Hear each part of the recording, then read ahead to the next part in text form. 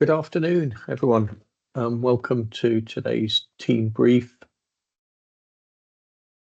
Hope that you're all well. I'm having a few internet issues. I'm across at Newark, so just had trouble with my internet, but I'll try and press on. If I get cut off, you all enjoy and talk amongst yourselves. So today I'm delighted to be joined by Sam Samuelson, who's one of our therapy managers and also one of our staff governors, going to give a bit of an update around that. I've also got Jen Plant, who's a specialty general manager for outpatients, who's going to give us a bit of an update around medical records.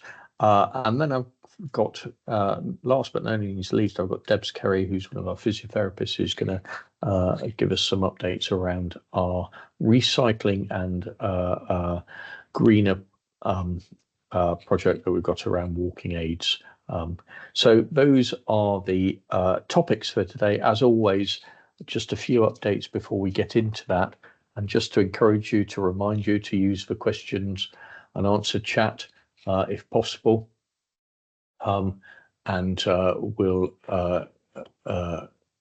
carry on with that. It may be that my camera has just frozen, but if that's happened, hopefully it'll come back without too much trouble.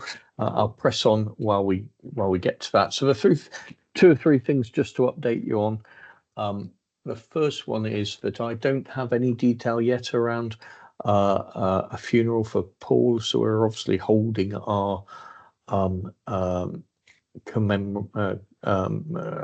celebration commemoration services here, just respecting the family. So I'm trying to get a few more details on that, but I don't have anything as yet. We do have some books of condolences. They will open across our 3 sites on Thursday, and we'll put some detail around where you can go and write your thoughts and those messages. So we'll update around that. Just then 2 or 3 other things to update you on. The first one is around our new wellbeing spaces. So you may have seen, but we've been doing some work around the front of the outpatients at Kings Mill, what we call the fingers component of the outpatients, and these wellbeing spaces are now open. They're designed to offer colleagues a bit of an environment, a place where you can relax and you can enjoy a spot of lunch or a quiet corner to rest and recharge. And these places are hopefully going to be really well used. The plan is that they'll replace the Delhi Marsh on level 6, and they'll give a more spacious and accessible area. As I say, they're behind the KTC clinics in the fingers, and they're all open. We've named them, and some of you will remember that we reached out and we sort of asked what we should name them. So we've renamed them, the 3 spaces, as Whispering Willows, Peaceful Pines, and Mighty Oaks. It's almost like we're in Sherwood Forest. The Peaceful Pines area will be a bit of a quieter space for colleagues who want some downtime and place to rest away from the work area. We've also got some artwork that's been developed, designed, produced for us, and that's now on show in these areas. And it's been designed and developed by the talented art students from Vision West Notts.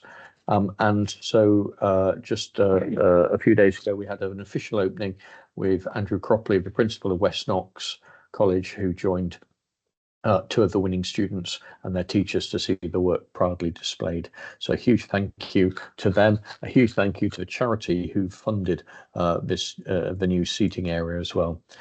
So they're open, they're ready to use. Whispering Willows is still got some work to go on, so that's just not quite open, but the other 2 areas are, and we'll update around further notice about the level 6 area. There's going to be some building work goes on in the old Delhi Marsh, so that will have to close for you. So hopefully you'll enjoy all of that. Looks like the camera's still off. I'll try and rectify that when I finish these updates. The other update then, is that later on this week, so I'm delighted to be joined on this call by obviously Sam, Jen, and Deb. So I've got lovely Liv on the decks as well in the background. So surrounded by stars of Sherwood, women who are stars of Sherwood. So it's International Women's Day, 8th of March, which is a Saturday. We're going to recognise and celebrate this on the 7th of March, so this Friday.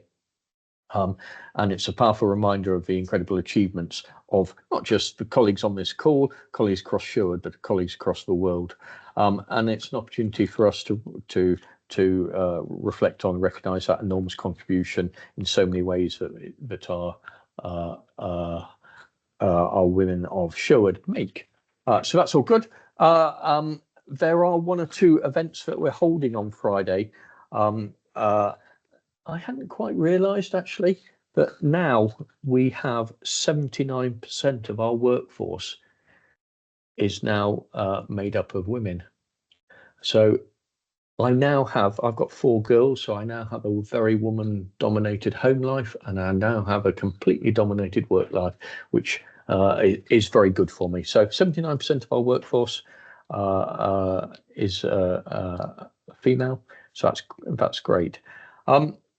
So what we're doing on Friday, we're going to be sharing some inspirational stories from women across our trust and our community. So at 12 o'clock, 12 midday on Friday, the 7th of March, we've got Caroline Radford, who's the Chief Executive of Mansfield Town Football Club, discussing her career, the challenges she's faced as a woman, and how she got to the successful position she's in.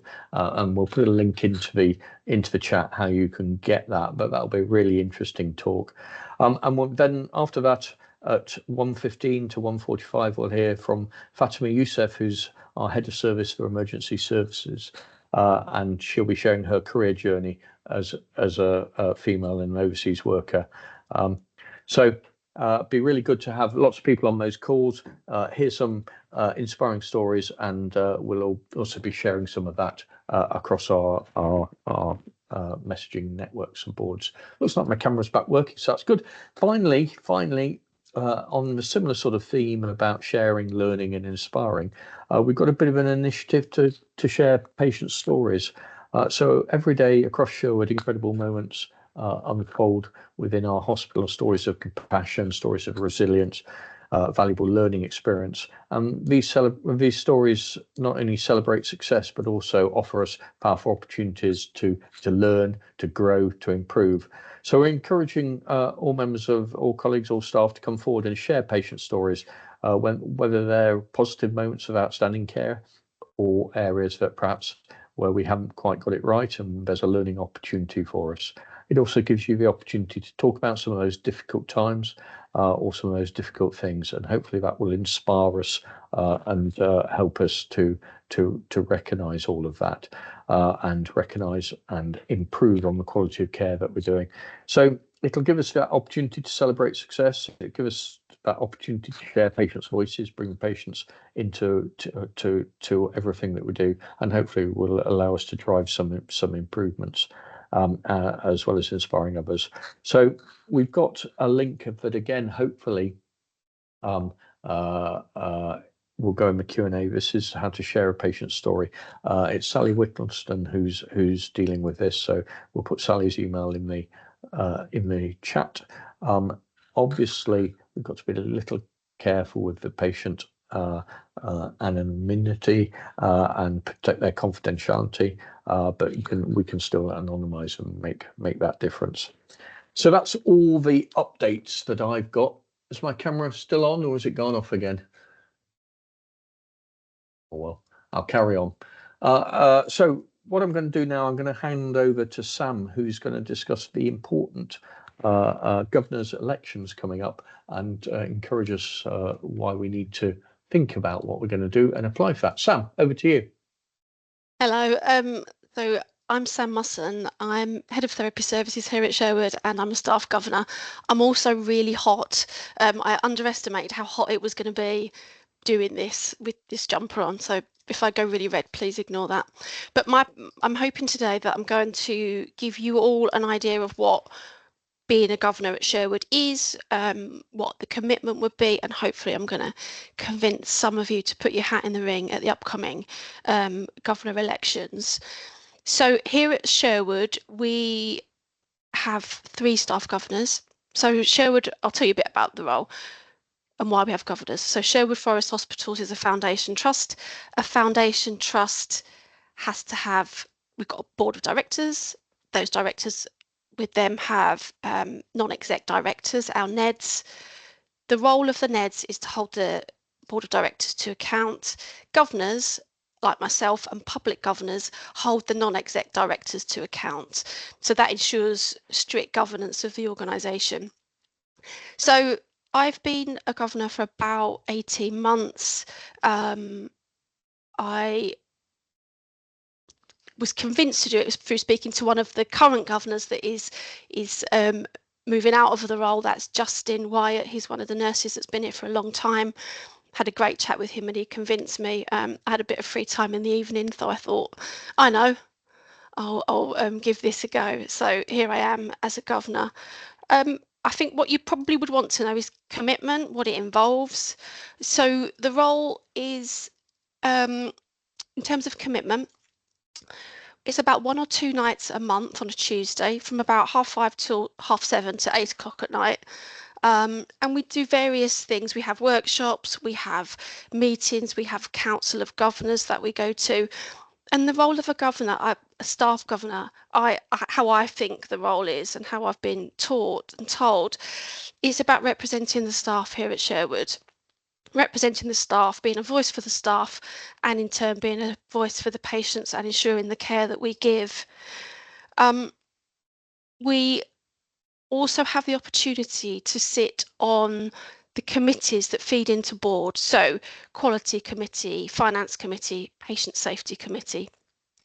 So we have 2 governors that sit as observers on those. They don't contribute, we're observing. And then we feed back to the governors, the NEDs, assurance and anything that we've noted from those.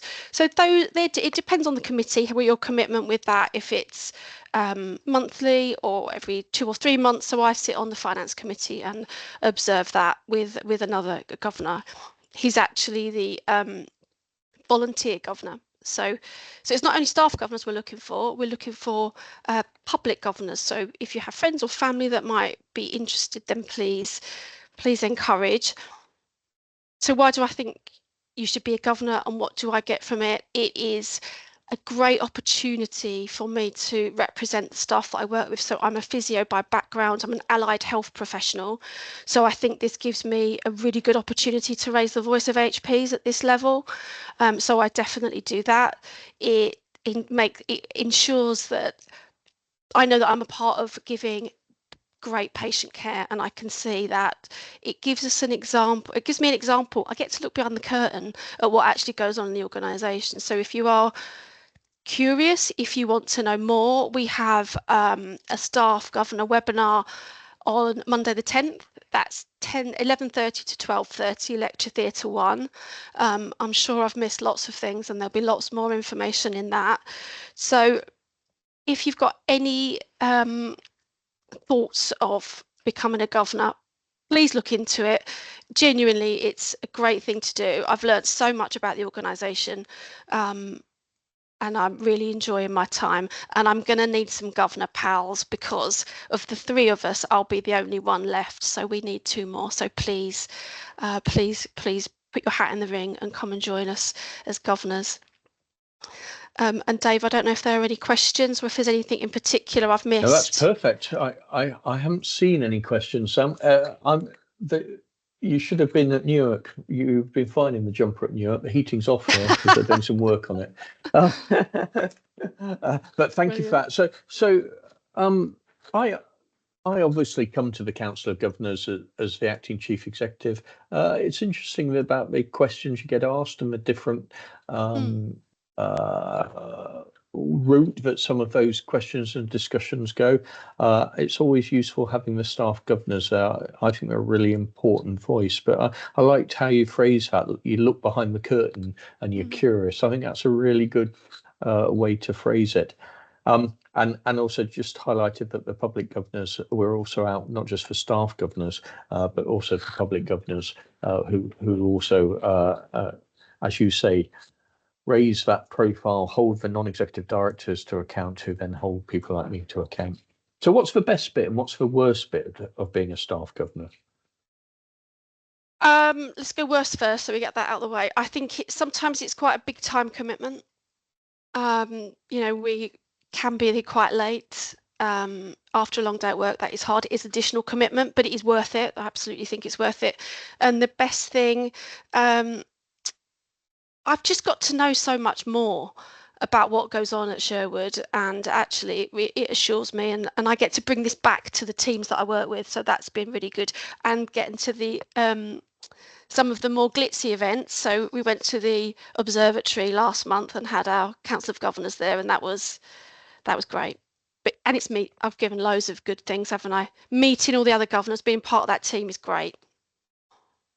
They're a really good bunch. Really good. And do you?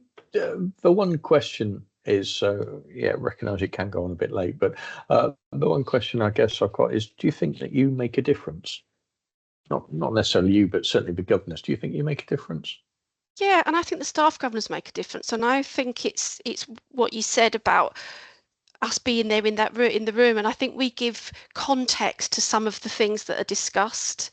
So if we talk about finance, for example, I'm in finance committee.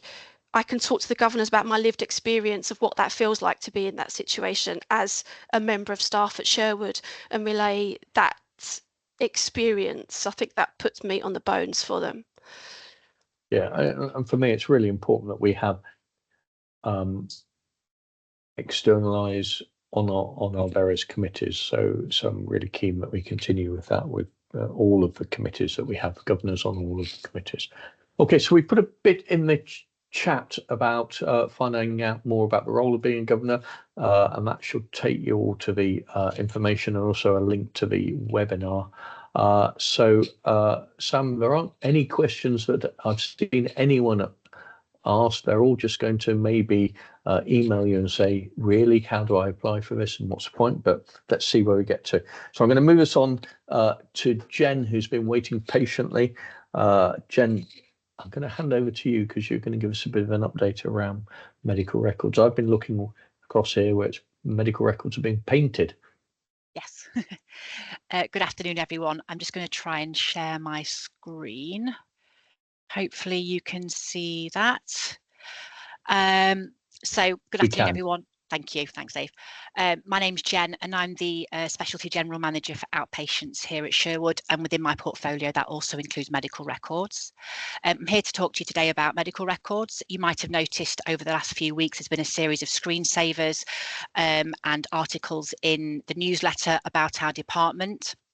And this is about a month-long project that we're working on that highlights the work that goes on within medical records and what steps we're taking to deliver a better service. So to give you a little bit of information about the department, so we have a team of over 100 staff working across all 3 sites. They work incredibly hard prepping notes. At Kingsmill, that's a 24/7 service. Out of hours, they cover inpatients and admissions, and we know that we pull and prep around 9,500 sets of notes per week, and that's just for outpatient appointments. We also have a team over at Newark, and they pull for audits as well, and all teams pull notes and provide support for legal and corporate teams and other areas which need notes. Outpatient activity is increasing for us. So since 2019, we've seen a 30% increase in the number of notes that we're pulling for outpatients, and a nearly 15% increase of that was between 23 and 24. And this activity doesn't include what we're pulling outside of outpatients. So including inpatients, admissions and other activity, there's another 5,000 sets of notes per week that the team pulls. We did a little bit of creative maths, and if you put all the notes end to end that the department pulls in a year, it would stretch from Kingsmill to the Isle of Man, which is quite a long way.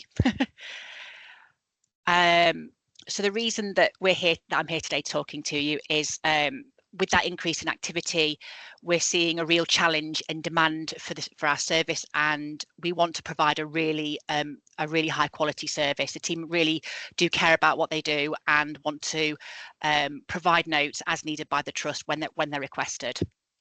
Unfortunately, we still see date ticks available. Date ticks for notes when notes aren't available. We see mistakes in tracking and misfiles, and these take considerable amount of time for the team to find. We currently spend around 50 hours a week looking for misfiles and notes that aren't tracked properly. And that also means then that we have to create around 15 temp sets per week.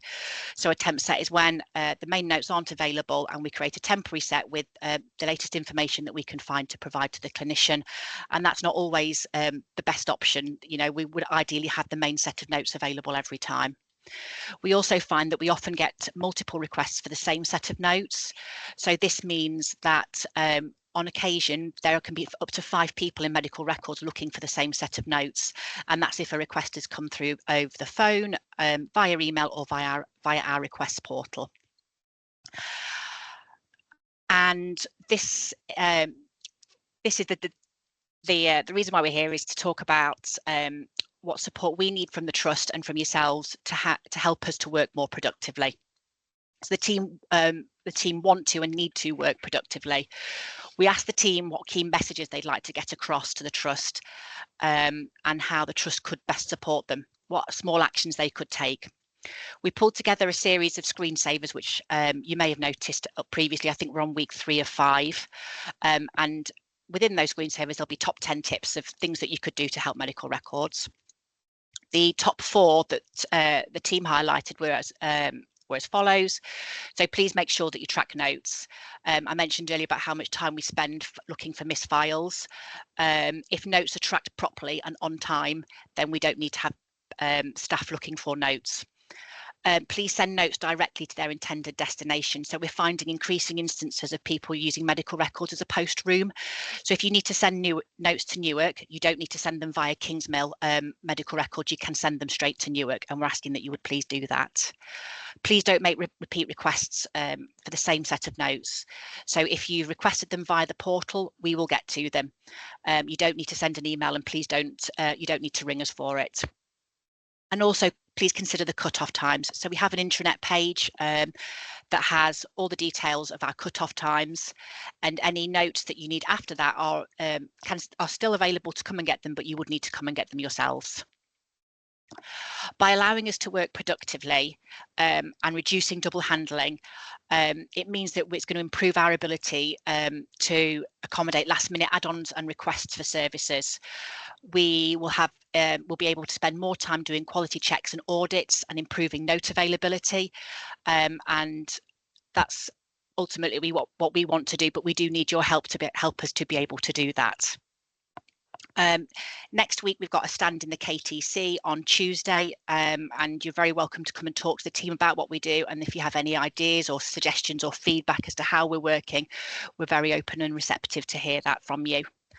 And then the last slide. So we do have a QR code, and I've got a link that if I can work it out, I'll pop it in the chat to a feedback form. Again, where you're very welcome to send ideas and suggestions and feedback for us. Thank you very much. Amazing. Wow, I've got loads of questions. Nobody's put any questions in. Come on, you lot, put loads of questions in for me. Phenomenal facts and figures there, including walking all the way to the Isle of Man. I guess, so I suspect we've got some of our digital lot on this call, Jen. Just going through all of that, we're obviously in the procurement process of an EPR. Now that's going to change how we'll work, but it's also going to presumably change how medical records work. And so I guess my question is, whilst we may not know what that's going to look like, are your team and are the medical records team involved in these discussions around our EPR? Yeah, absolutely. So myself and some of the leadership team have been involved in the pre-market engagement and the scoring sessions, and we've been working closely with the EPR project team to develop a communication and involvement plan for the team within medical records as well. Brilliant. And presumably then you're starting to have some thoughts about So I think, what did you say? 9,400 notes prepped. Was that a week? That's per week, just for A week. outpatients. But presumably when we do this digitally, there won't be the physical notes, although might be a mixed economy for a while. But as we go further into it in 10 years' time, and then we'll be doing some sort of prepping digitally, will we?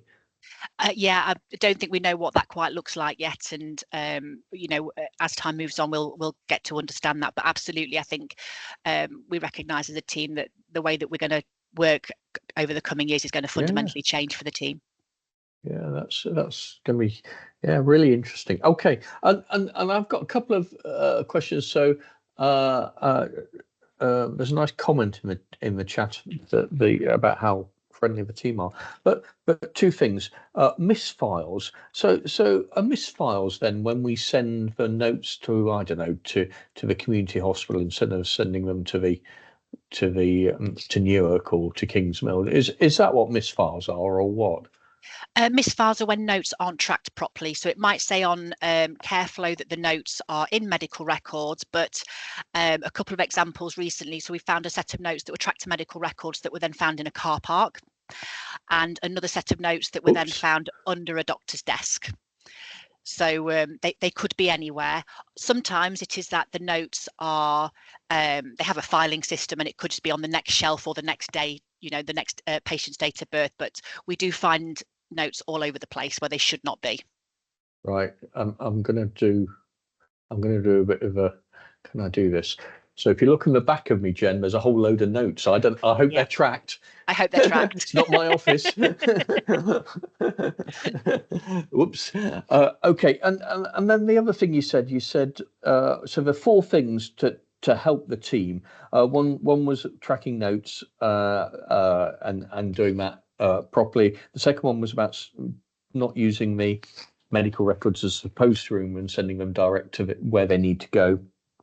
And then the two others, one was don't send multiple requests for the same set of notes. Once it's gone, they'll be on it. They don't need all the reminders or nags. And then the final one was something about out of time. What's out of time? So if you for different requests, we have different cut-off times. So if you want to set up a clinic last minute, if it's a 2-week wait cancer clinic, we will pull the notes, up until like the hour before. If it's a routine clinic, I think it's the day before. I'm sure the team will shoot me if that's wrong. So they try to work with like 24, 48 hours notice in general. Perfect. That's really helpful, really clear, fascinating. Okay, I don't see any questions coming in. I'm trying to stimulate people to ask questions, but I can't see any coming in. So I'm going to move this on then to Debs. Debs, you're going to talk about a green initiative. I am, yes. Thanks, Dave. I'm just going to try and share my screen as well.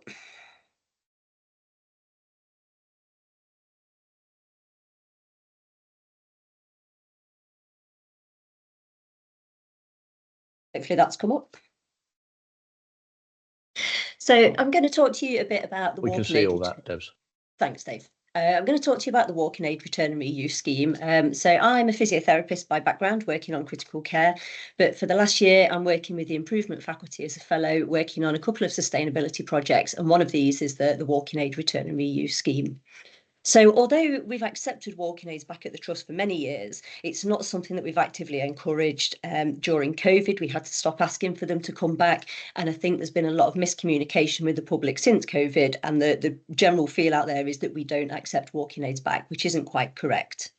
In 2022, we launched a walking aid return and reuse scheme formally, but we had quite a low response from the public with that, unfortunately. In 2023 to 2024, between Kingsmill Hospital and Newark ED, we actually purchased 13,000 walking aids, which cost us about £100,000.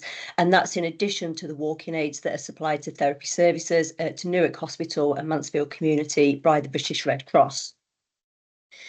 In terms of the carbon footprint, because walking aids are made of aluminium, they've got a really high carbon footprint. And those 13,000 aids that we purchased actually equates to over 148,000 kilos of CO2 equivalent of emissions being released. And that's the equivalent of driving a car from London to Edinburgh and back 491 times. Of the 11,000 walking aids that were issued by Kingsmill during that year, only about 400 of them were actually returned to us. And this actually works out at less than 3.5% of our walking frames being returned. Most of these walking aids are perfectly usable. They end up either in landfill or they're left cluttering people's homes. On the 1st of February this year, we relaunched our walking aid return and reuse scheme across the trust. At Kingsmill Hospital, we actually purchased 2 large bins, one of which is located outside Clinic 10 Therapy Services next to the Amazon lockers, and the other one is in the main entrance by the Tree of Life, as well as keeping our collection points at Byron House at Newark and also in the rehab department at Mansfield Community Hospital. We had a really positive response from the public during the first week. This is a picture of just the walking aids that we collected during that first week. We got over 100 returned, which was really, really positive. Also, on the 1st of February, Therapy Services at Kingsmill made the decision to swap their suppliers from NHS supply chain to British Red Cross for walking aids. Previously, we had bought them through NHS supply chain, but actually British Red Cross supply the whole of Nottingham and Nottinghamshire ICS with walking aids, apart from Kingsmill Hospital and Newark ED. So what we've done is we've bought our service in line with the rest of the ICS. By doing this, we've made quite a significant financial saving. The British Red Cross do have a much more robust return and reuse system already in place, and they actually reuse 85% of the equipment that they issue. At Kingsmill, we're quite limited in terms of to the repairs that we could do. We're pretty much limited into just being able to replace the ferrules on the bottom of them. If there was any other sort of damage to them, then we ended up having to scrap them.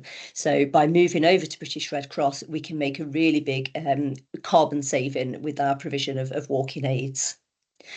Previously, when we've supplied our walking aids via NHS supply chain, we've never actually tracked individual walking aids to individual patients. So we don't know which of our walking aids are going out to which of our patients.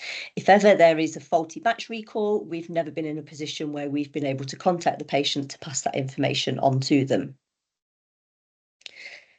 So Therapy Services made the swap over on the 1st of February. There has been quite a lot of logistics associated with that. Hopefully we're going to bring ED at Kingsmill Hospital over onto the British Red Cross on the beginning of April in the new tax year. And also we're hoping later on, after doing a bit more work with Newark ED, that we can bring them across to it as well. So what this means for us now is that our individual walking aids need to be allocated to our patients on the wards at Kingsmill Hospital. So the therapists are doing this via a new profile on Nerve Centre called Therapy Walking Aids, where we're documenting what the barcode is for the walking frames and what the batch number is for the walking sticks and the crutches. The ward nurses at the minute, if any ward nurses are issuing walking aids, this is just in a paper format for the time being. We are hoping to move them over to Nerve Centre later on in the year, where they need to be documenting the same information, the barcode for the walking frames and the batch number for the crutches and sticks, along with the patient sticker. If you're in a ward-based area and you are issuing any frames and you're not really sure how to do this, then please ask your ward leader, because they should have full details of it. The processes for issuing the walking aids at Newark and Mansfield Community, that remains unchanged because they're already on the Red Cross system. So what we need really is everybody's help to make this project successful. This isn't something that we can just do within Therapy Services. So firstly, what we need to do is we need to make sure that if patients have been allocated a piece of equipment, that they are going home with that specific piece of equipment. Because otherwise, if we're trying to get hold of them later on down the line, or British Red Cross are, we're not going to have the right contact details for that patient. Most of the wards have decided that once a piece of equipment has been allocated on Nerve Centre or by the paper-based format, that they're going to put a patient wristband around the walking aid. So if you're involved with discharging patients home, please check whether they do have a walking aid with them that's got a patient ID band on, and make sure that they do go home with that equipment, please. Also, at the point that we're issuing the walking aids, we want to start encouraging the public, that they are a temporary loan item. Obviously, patients can have these walking aids as long as they need them, but we are wanting to advise the public that they are on loan items that we do want back at the end of their use. We want everybody out there to be raising awareness of the return scheme. So if you can talk to any patients that you're in contact with, but also, you know, your friends and family, if you've got any community links as well, we just want to get that, you know, the word of mouth out there across Nottinghamshire that we do want the walking aids back again. We do have some information both on our intranet and our internet, which hopefully Olivia is going to put a link to that in the comments with it. And we do also have a patient information leaflet that you can give out as well. We'd like you to help just reminding patients that they can return their walking aids to any of the 3 SFH sites. It doesn't matter which site they were issued from. It also doesn't matter if they're out of area. We have agreements with Derbyshire and Lincolnshire patients that they can return their walking aids back to Red Cross again. And also, if any patients have got walking aids from any other trusts or other establishments, we're also happy to take those back again as well. And then finally, at the minute, this project is purely based on the walking aids. So it is the metal walking aids, it's the walking frames, the crutches, the sticks, the 3-wheeled walkers and the 4-wheeled walkers. We don't want to be encouraging the public to return any other equipment that's been loaned to them by either British Red Cross or Mediquip back to the trust, because we just don't have the storage for that. So that might be things like wheelchairs, commodes, bed frames, those kind of things. So all of those pieces of kit that have been issued via Mediquip or the British Red Cross, they will have contact details and information on them, how they can be returned back to those suppliers. So please don't encourage them to bring them back to the trust again. I've put my email address on screen, so if anybody's got any questions, anybody wants to have a chat about anything outside of this, then please get in touch with me. Wow. 13,000 walking aids, Debs. 100k. Yeah. London It's to an awful Edinburgh lot of on money. on our carbon footprint. London to Edinburgh. Did you say 491 times? Yes. Yeah. Crikey. Crikey. Oh, okay, so there's a load of information gone into the question and answers. I can't see any questions and answers. I've got a couple. This sounds great idea. Obviously, is everyone doing this across the NHS, or is this something that we're sort of at the forefront of, or slightly lagging? I think we're probably about on track with it.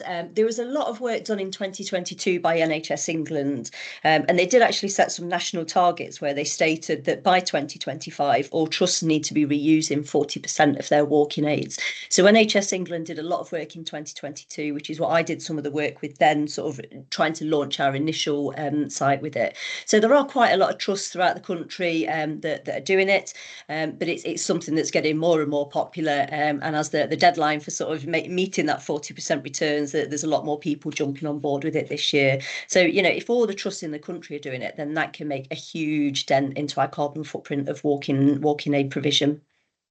No, it's brilliant. And so some of this is about publicising all of this, and I get that, and I presume Helena's all over this and helping to publicise from the sustainability side of things.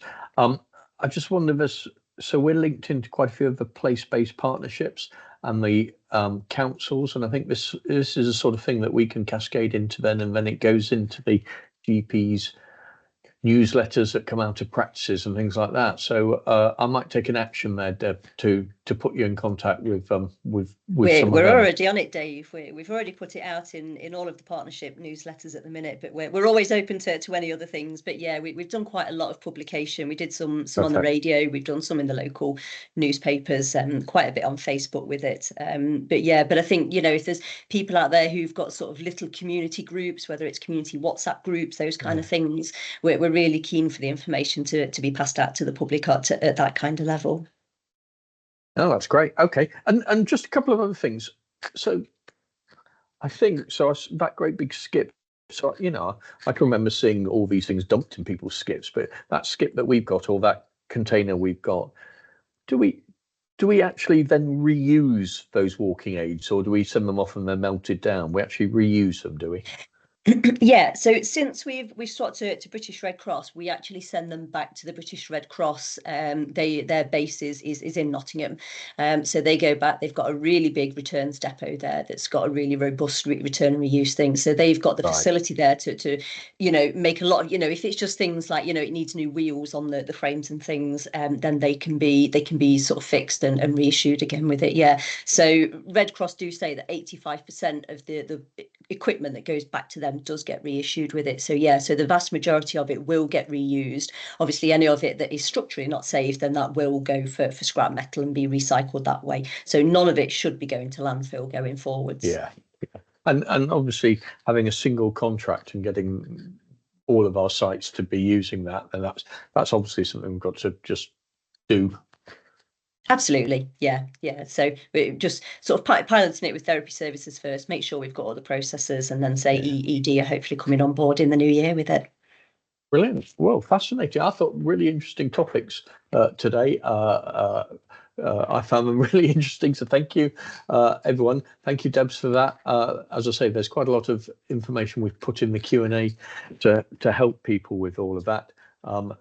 So just a final couple of thoughts from me. It's quite spring-like this week, so that makes us all feel a bit better. So that's good. And just to remind you about the wellbeing spaces that we've got open, International Women's Day that we're celebrating on Friday with those talks, and then also the call out for patient stories to help us share, learn, and inspire. And then the final thing for me, just we're overrunning just very slightly, is to say thank you to Sam, thank you to Jen, and thank you for Debs. Really stimulating talks. Thank you all. Have a good rest of your day.